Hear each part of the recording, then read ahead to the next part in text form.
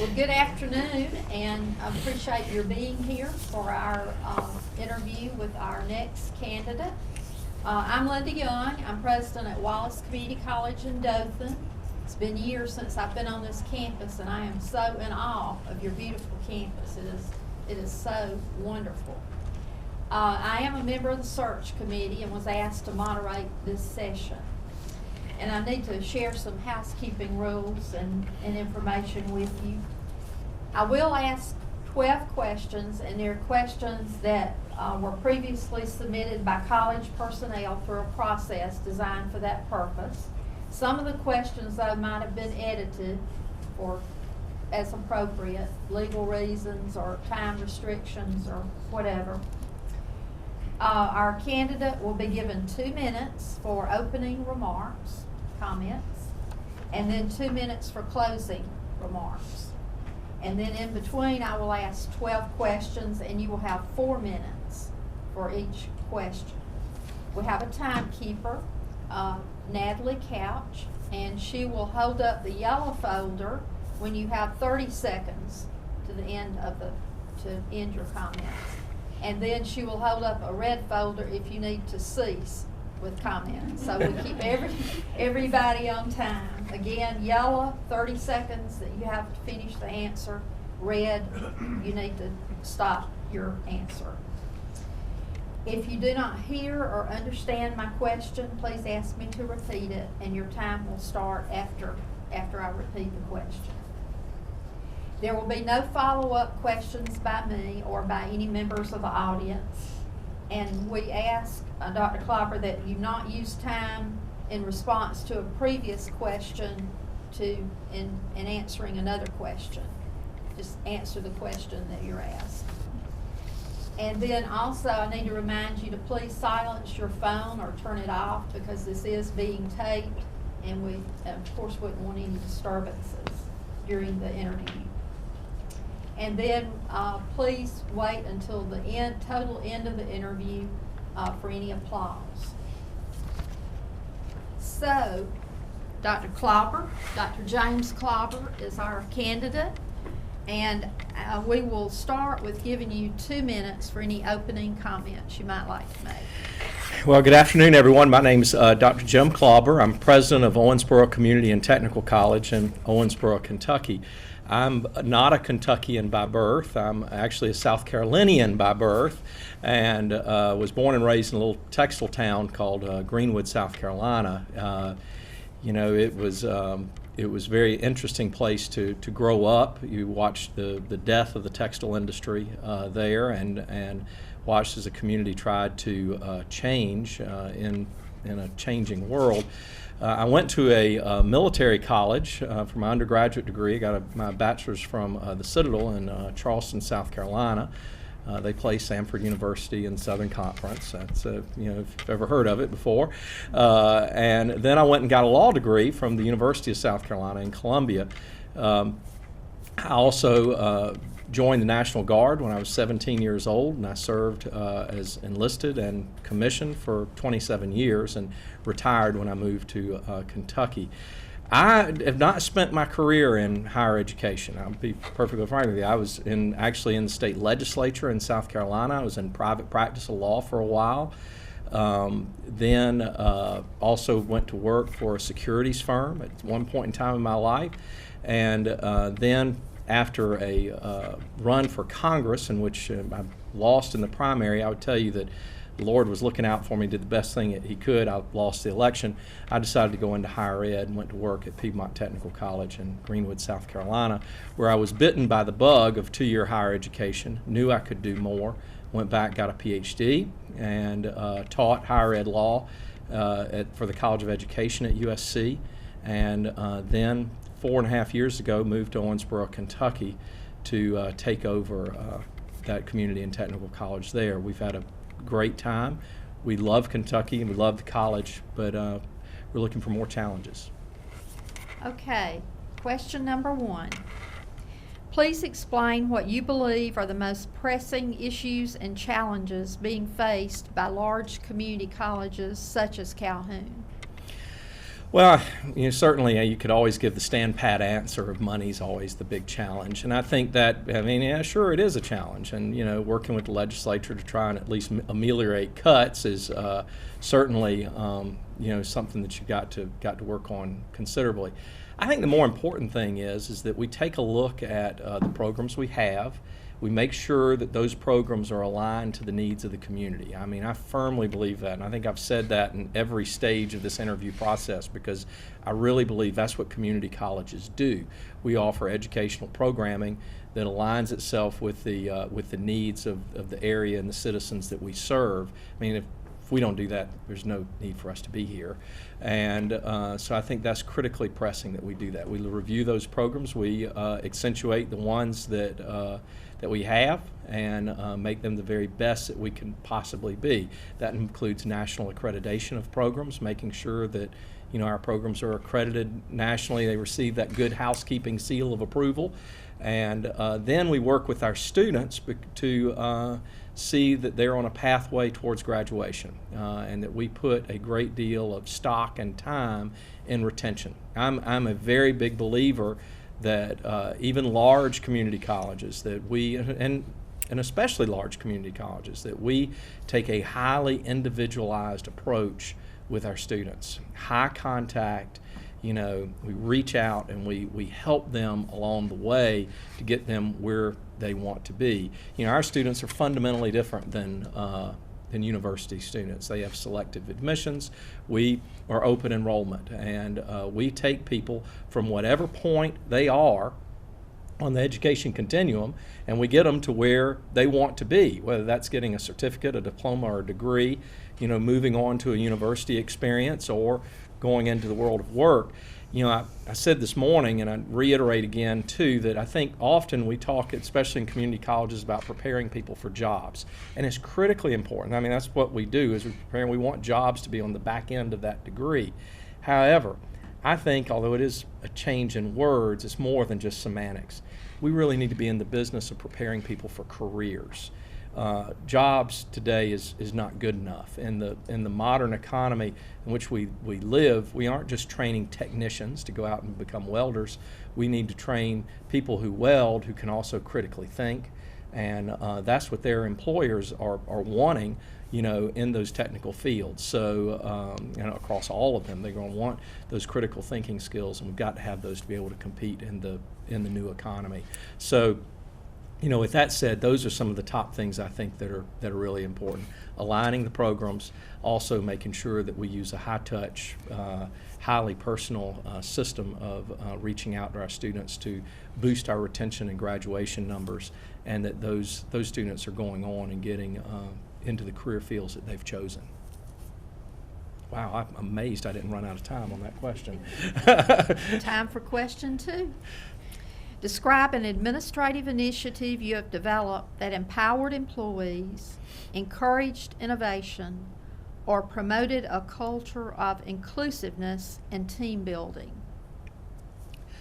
Well, I would probably say that really we almost overhauled the college community when I arrived in Owensboro. I got to Owensboro, and it was really an interesting situation. My predecessor had been removed by the KCTCS system president. She had then turned around and filed a lawsuit against several faculty members, a couple of vice presidents, the head of the local economic development commission, the largest donor in the history of the college and a founder of the college, and several other people, and including the system president. The college was very divided, and it was, I would give you one piece of advice. If a headhunter ever calls you and tells you they've just got some problems over there, but they've sorted them all out, that's when you turn and run for the hills. Because that's what they told me. But anyway, I've got there, and I immediately set to work about healing the college community. And I know you're looking for a specific answer, but I think the specific answer is Owensboro Community and Technical College, is that, we had a lot of wounds to heal at the college, and we had to work through that. And we did that by by constantly looking forward, constantly moving forward, focusing our faculty and staff on getting nationally accredited, getting our nursing program, off of probation and getting them with the Kentucky Board of Nursing and getting them to 100% pass rate, on the NCLEX. It was really trying to get that college community focused in that one direction and get everybody moving forward again. And I will tell you, and it was not just me, it was us. It was my executive team, our deans, all the way down. We got together, we recognized why we're there. We didn't let those problems of the past bother us or disturb us anymore. And we restored that college. And I will tell you, I think it's one of the, maybe I'm a little biased, but I think it's one of the best in Kentucky. And I certainly think the personnel there are. And we took programs that were on the brink of closure, and one of them turned into a national award winner about 2 weeks ago. And so, I'm very excited about that because it is an inclusive environment for our faculty and staff, and that just transcends down to the students. If you've got a positive environment among the employees, it just naturally gravitates down to the students, and it helps, and it's one of those many components that helps engender student success. I'm really convinced of that, and so I would say that's probably one of the most significant things that I've done towards working for a project of inclusiveness.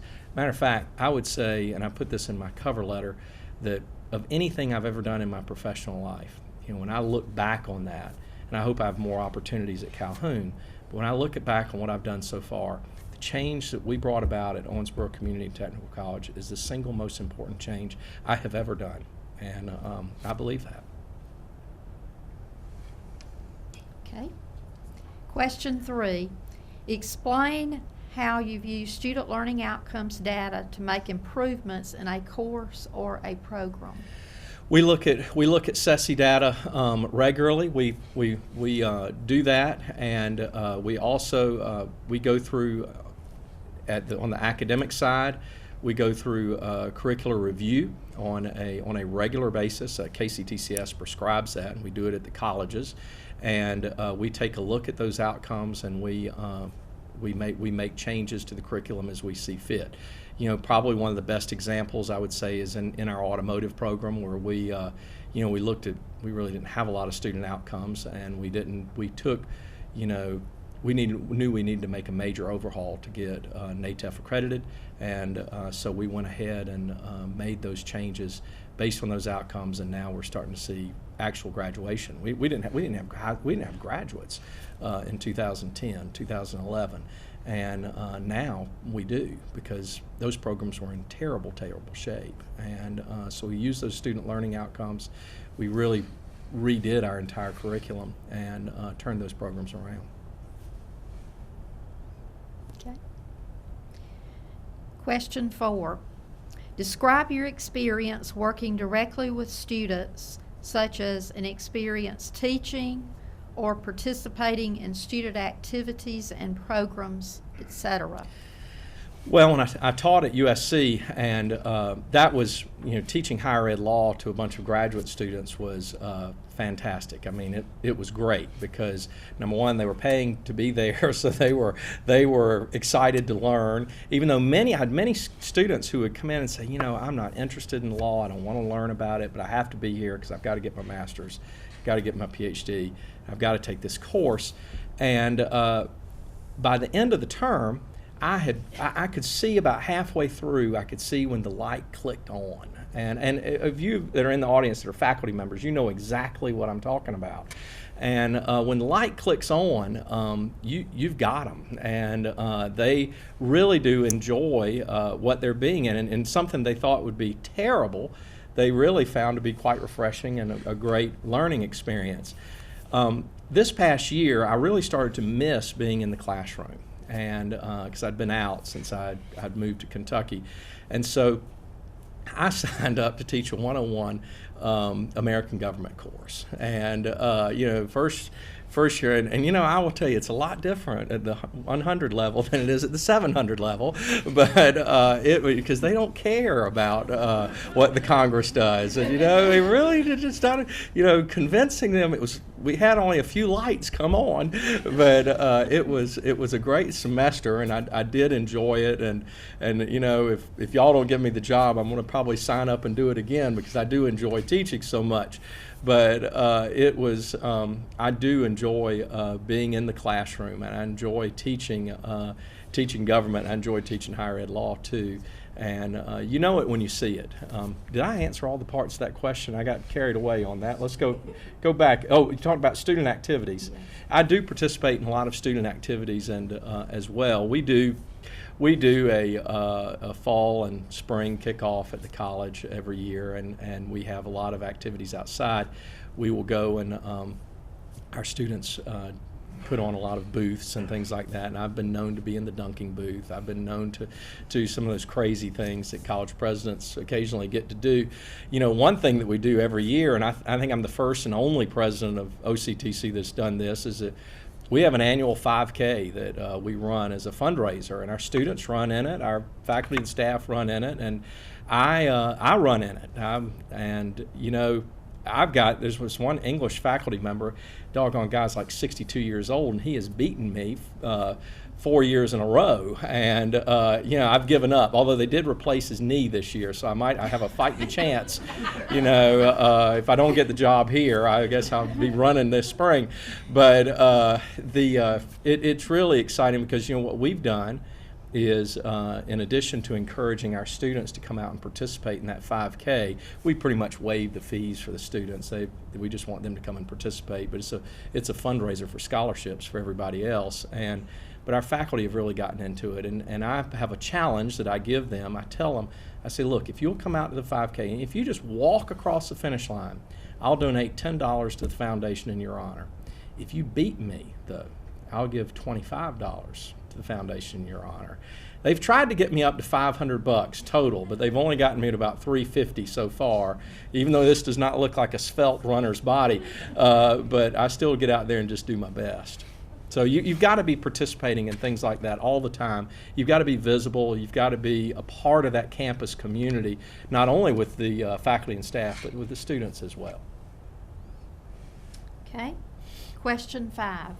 Share with us your vision for Workforce Development's customized training for business and industry. Give us an example of a project that you have personally been involved with that was a success. Well, we do a lot of that in Kentucky. In my region, matter of fact, we have a lot of the old line heavy manufacturing that's left in America. It's in that region of western Kentucky, largely because of coal power. Provides very cheap electricity, and for today, those industries are still there. And so we do a lot of workforce solutions, workforce development, and at our college, as a matter of fact, a significant amount. And I would say probably the one shining example we've got going on that we're finishing right now would be, and I'm going to try and hit 2 if I have time, but we got a grant with Jobs for the Future, which is a Gates funded entity, and in collaboration with WGBH, the PBS television station in Boston, we got a grant, the 3 of us from the National Science Foundation, to record work-based learning activities, teaching in the work environment, and to actually put those modules out on the internet so 2-year colleges like Calhoun can go and learn best practices from that. And so, I'm really kind of excited that, out of all the colleges in the U.S., that Jobs for the Future and WGBH picked us to partner with them to go for that NSF grant. And so I think that certainly is a feather in our cap, and I'm very proud to have led the team that does that. The other thing is that we took on, our largest employer is the hospital, and they, like everyone else, switched over to electronic medical records a couple of years ago, and so we handled the EPIC training for that through our Workforce Solutions division. Now I'm going to tell you, we had 3,000 employees to train, and really we did it over I want to say probably about 6 or 7 months. And we were going 24/7, at the college. We had to dedicate. I mean, it took a college-wide effort because we had to set aside 10 computer labs, which around here, that 10 computer labs isn't much, but at OCTC, 10 computer labs is a lot of labs.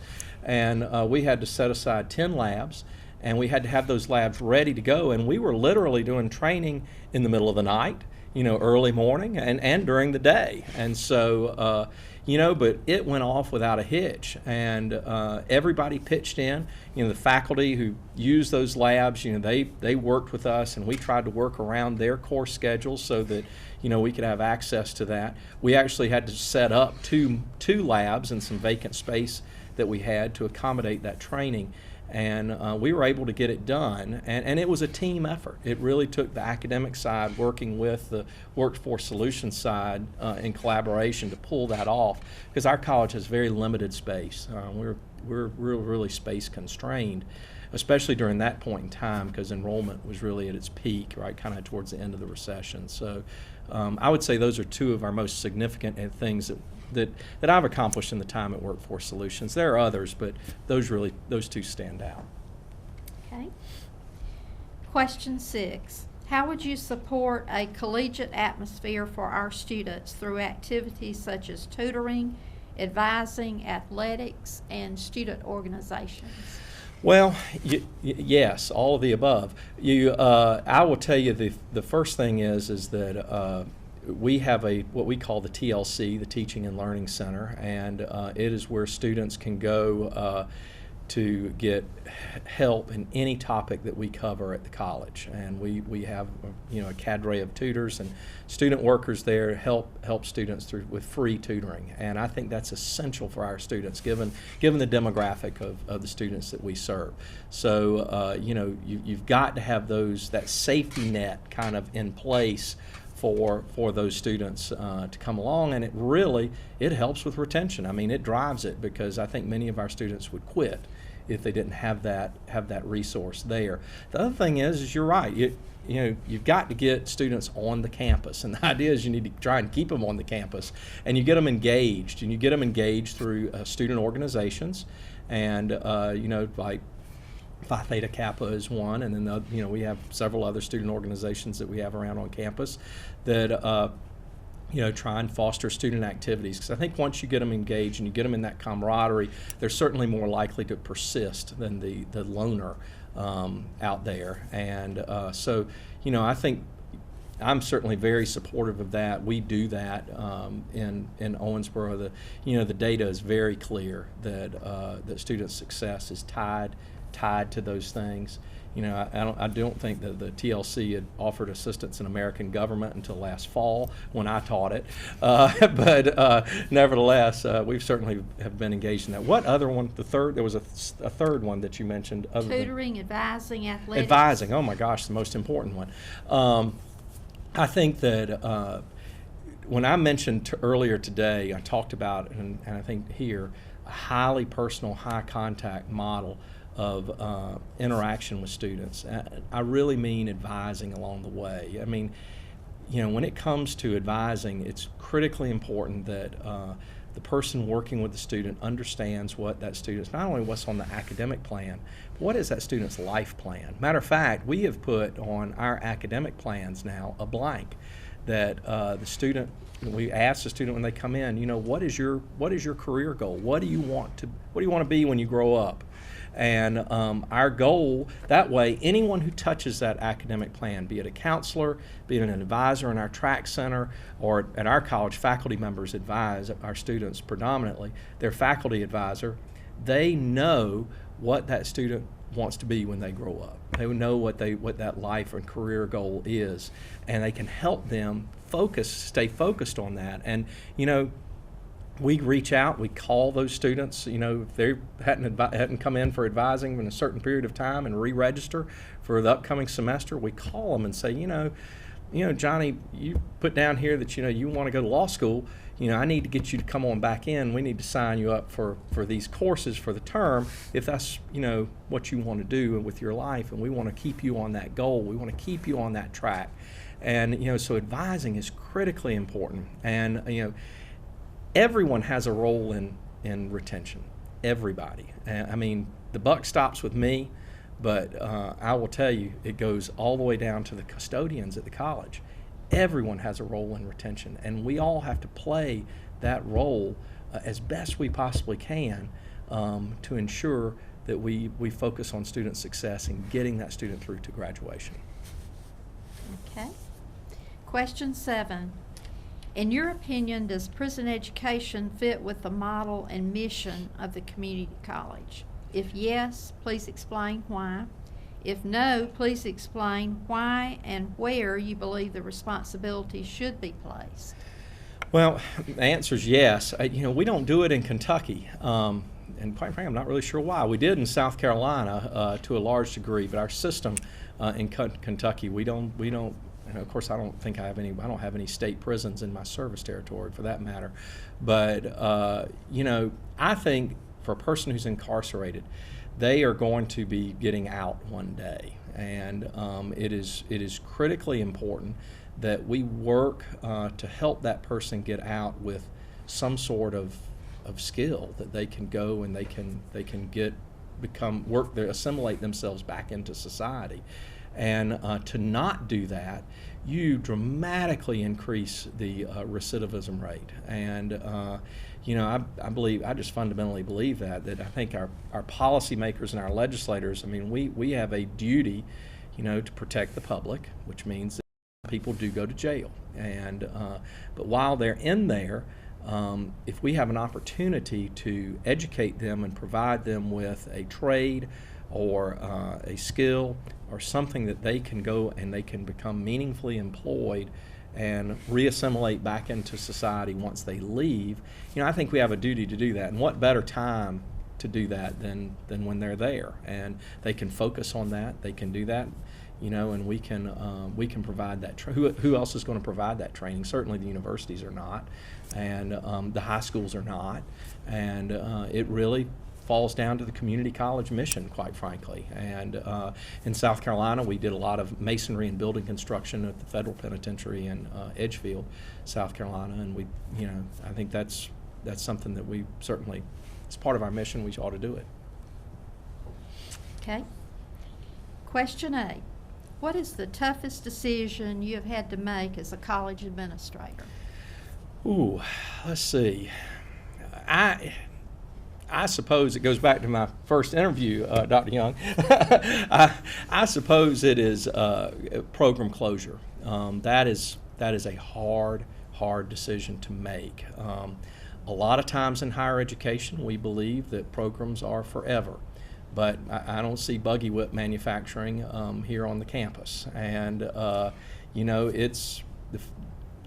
fact is that programs do have shelf lives, and they do outlive their time in the community. And I think the hardest decision I've had to make, certainly at OCTC, was closing specifically the cosmetology program, because I've closed 5. I've opened 7, but I've closed 5 in the years, 4.5 years I've been there. The other 4 were not very hard decisions to make because we didn't have a lot of students in the programs. Employers were not hiring the graduates in those areas. The evidence was clear cut. With cosmetology, it wasn't clear cut. On paper, on the balance sheet, cosmetology was a revenue generator. However, once you start to look at where the graduates went, they weren't going into cosmetology. They were ending up at McDonald's in the drive-through. They were ending up in other areas that really you didn't need to have a college degree or certificate to perform those jobs. And here we were taking, a significant portion of their financial aid eligibility to go through this program, to go into a career field that paid really less than what they could make in other areas of our community. We have a large mortgage call center in Owensboro. They could have gone and worked there and made more money than they would make it as a cosmetologist. And the market was saturated in our region. And for Owensboro, it was not a good decision. It was not a good fit. And so that was a hard decision because there were 3 employees tied to that. And it really weighed on me a lot because I say on the balance sheet it was okay, but really, if you look at it from, can I live with this? Can I sleep at night? Are we really preparing these students for where they need to go? From that perspective, it was a decision I had to make, and so we decided to close it. I don't regret it now. We look back and we see I had some people in the community say, "Oh, what are these girls going to do?" Well, I tell you what they're going to do. We're going to get them engaged in other career fields, and where they're going to, where they can go and they can make more money than they would as a cosmetologist, and that's what we did. And I look back on it, it was the right decision, but it was a very hard decision to make. Okay, question 9. How do you feel about the relatively recent trend in applying the language of business to the world of academics? For example, referring to students as customers. I've not heard that before, so this must be a new Alabama thing. I guess if you wanted to call them that, you could. I look more, if they go to a proprietary, I'd probably call them a customer. But I think the students who come to a community college, they're still students, and certainly they don't see themselves as students. As customers. They see themselves as students. And I would think Alabama and Kentucky are similar in this respect. The students who come to us, they want really one thing. They want an education to improve the lives of themselves and their families. They don't care about economic development. They don't care about the, building up the community. They want to build up their house. They want to build up, their nuclear family. That's what they want to do, and we're really the only place for them to go, because they can't afford a university. And the community college, we will take them and we will get them to where they need to be, developmentally speaking, if they have to go through transitional education, and we'll get them into a program that will take them into a lasting career. And I see those folks as students, and I will probably. It might be politically correct 15 years from now, but I will still call them students. So that's the way I look at them. I don't think I would refer to them as customers. They might be customers at the bookstore, but they're students everywhere else. Okay. Question 10.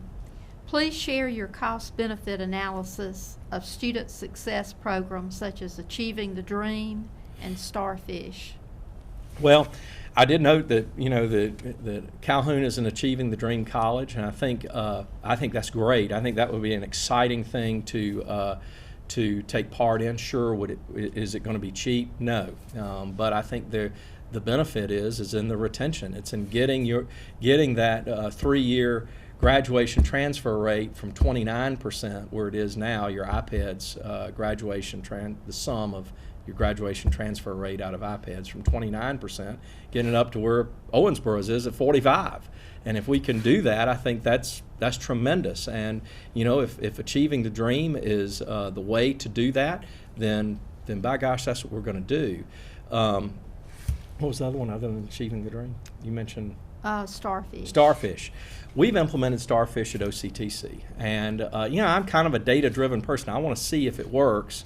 But we've implemented it this fall, and I think, from everything that the software salespeople tell you, it's going to be great, and it's going to be, it's going to be wonderful. And I think that, if it lives up to half of the promises that's been made, it's going to be really good.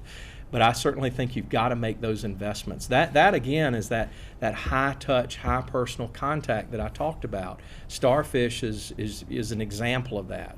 Achieving the Dream is an example of that. And I think you've got to do that because if you're losing a significant percentage of your students, you talk about a cost benefit analysis. Look at the amount of dollars you retain by retaining them through till graduation.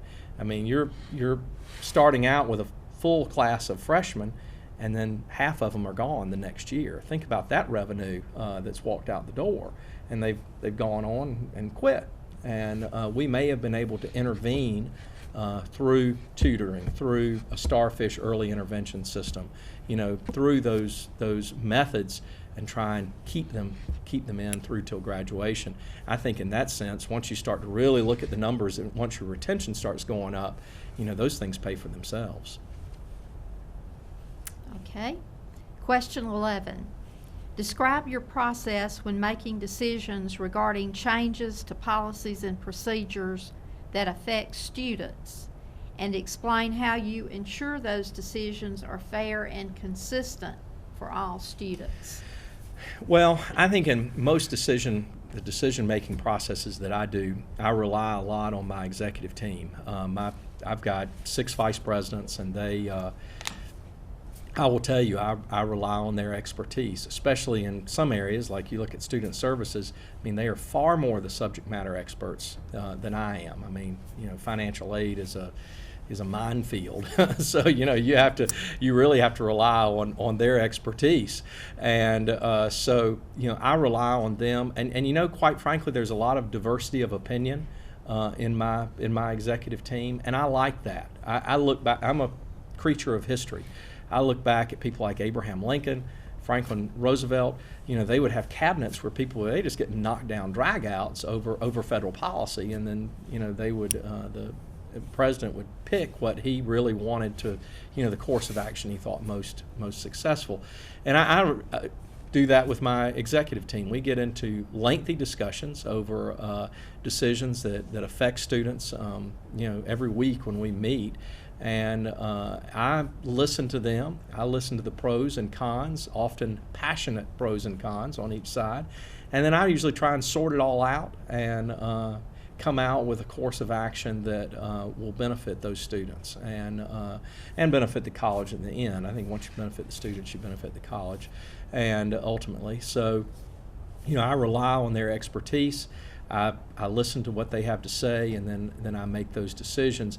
And I will tell you, that percolates on down. Our academic VP, he does that regularly with his deans, and that percolates on down with the faculty. And the same goes for our student services VP, who he talks with his folks in records and financial aid, and our student center and testing, and across the college. That system percolates down and works its way back up to me, and I think that is an effective way to address issues in the campus community. It allows me to really see the whole spectrum and select the course of action I feel most prudent for the college. Okay, this is the last question. Question 12. How do you, as president, promote a culture of fairness and adherence to policy in hiring practices? Well, I think, as I mentioned earlier in the interview with Dr. Heinrich, HR is certainly an area where you've got to dot every I and you've got to cross every T. If you don't, you get sued. And it's the first place you're going to get sued, quite frankly, is in HR. And so you got to be really cautious of that. And HR is a place where you have to go through things by the book, and you have to really take take that approach to it, because it needs to be done right. And so, I think that we look for the very best candidates we can find from around the country. And I think also if you have a great organization and word gets out about that organization and great people want to come and work for you. And I will tell you, Owensboro, Kentucky, we've had no problem recruiting people from as far away as California. I recruited a PhD from UAB, and we do it because they've heard, and the word gets out on us of what kind of a learning community we have, and I think that that goes a long way. But I think when it comes to hiring, you just have to go by the book, and hiring committees need to be briefed, and that comes into professional development training. We have an EO rep who's been trained. They don't work in HR. They may be a faculty member. They may be in staff, but they sit on every hiring committee to make sure that we follow the policies and procedures of KCTCS when we do hiring, and we do that. I think that ensures fundamental fairness across the board in the hiring that we do at the college, and that's a change that I implemented because Owensboro, I will tell you, I grew up in a very diverse community in rural South Carolina, very diverse. Owensboro is not that diverse. It's just not. But I'm proud to say that at our college, we have a greater diverse population than the population at large in the community in which we live. We have a greater amount of diversity in terms of our students than the community in which we live. And I'll tell you, the public school system in Owensboro can't say the same thing. And I'm real proud of that. We reach out and are inclusive, and we do our best at that. And I think that diversity, not only of gender or race, and of all criteria, it's also good to have diversity of opinion, have people have different opinions. Because I think when you bring in those different opinions, it helps that all come to congeal together to really formulate the right decisions in the campus community. And so I'm really proud about the advancements we've done there. Okay, Dr. Klauber, you have 2 minutes to make any closing comments you might like to make. Well, I guess, probably the question I've thought about is, well, why in the world did you apply to come to Calhoun Community College since everything seems to be so great up in Kentucky? But, it is, I really do think that Kentucky's a great place for a first president. It's a good place to be. The Kentucky system is highly centralized, though. It really is. And presidents, you want to have, I think, at some point in your career, you want to start to have a little more flexibility, a little bit more autonomy to make some decisions. And I think Alabama, you've got a system of community colleges, and so in that respect, it's similar to Kentucky. But I think the colleges themselves have a little bit more autonomy to do things and run things the way they see fit. I find that very attractive. It's I think also, the idea to come back south, I think is nice too, as well. And although I've got family there in Owensboro and the college community, I consider them family as well. But I think that it would be a great honor to lead this institution. I mean, really, let's be honest. Calhoun Community College is on the list of premier institutions in the Southeast, and I think that would just be a tremendous honor to do that. I'm ready to step up to a greater challenge. I want to do that, and I believe that by working together, we can foster a culture of trust and cohesiveness and collaboration, and that we can lead this college to the next level. Y'all have done a lot of great things here. I mean, a lot of great things. And I'd like to be here and be part of the team to take it to the next level as we look forward to this new century. Okay. Well, that concludes our interview. Let's give him a hand.